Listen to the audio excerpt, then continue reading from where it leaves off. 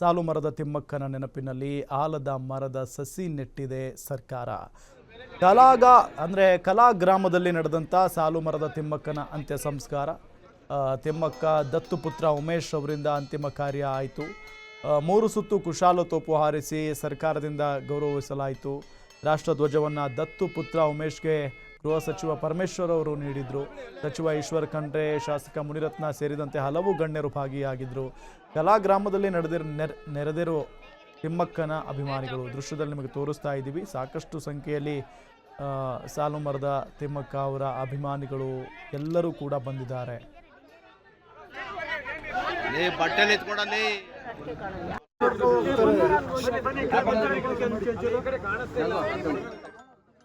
ಗಮನಿಸ್ತಾ ಇದ್ದೀವಿ, ಮಣ್ಣಲ್ಲಿ ಮಣ್ಣಾಗಿರೋದು ವೃಕ್ಷ ಮಾತೆ ತಿಮ್ಮಕ್ಕನ ನೆನಪಿನಲ್ಲಿ ಆಲದ ಮರದ ಸಸಿಯನ್ನ ಸರ್ಕಾರ ನೆಟ್ಟಿದೆ. ಕಲಾ ಗ್ರಾಮದಲ್ಲಿ ನಡೆದಂಥ ಸಾಲು ಮರದ ತಿಮ್ಮಕ್ಕನ ಅಂತ್ಯ ಸಂಸ್ಕಾರ. ಸೊ ಈ ಸಂದರ್ಭದಲ್ಲಿ ಅವರ ದತ್ತು ಮಗ ಉಮೇಶ್ ಅವರೇ ಎಲ್ಲ ಕಾರ್ಯವನ್ನು ನೆರವೇರಿಸಿದರು. ಹಲವು ಸ್ವಾಮೀಜಿಗಳು ಕೂಡ ಭಾಗಿಯಾಗಿದ್ದರು. ಸರ್ಕಾರದ ಭಾಗವಾಗಿ ಗೃಹ ಸಚಿವ ಡಾಕ್ಟರ್ ಜಿ ಪರಮೇಶ್ವರ್ ಅವರು ಕೂಡ ಇದ್ದರು. ಜೊತೆಗೆ ಅರಣ್ಯ ಸಚಿವರು ಕೂಡ ಇದ್ದರು, ಈಶ್ವರ್ ಖಂಡ್ರೆ. ಅದಾದ ನಂತರ ಮುನಿರತ್ನ ಅವರು ಕೂಡ ಇದ್ದರು. ಆ ನಿಟ್ಟಿನಲ್ಲಿ ಪ್ರತಿಯೊಬ್ಬರೂ ಕೂಡ ಕಂಬನಿಯನ್ನು ಮಿಡಿತಾ ಇದ್ದಾರೆ. ನಿಜಕ್ಕೂ ಬಹಳ ನೋವಿನ ಸಂಗತಿ ಇದು.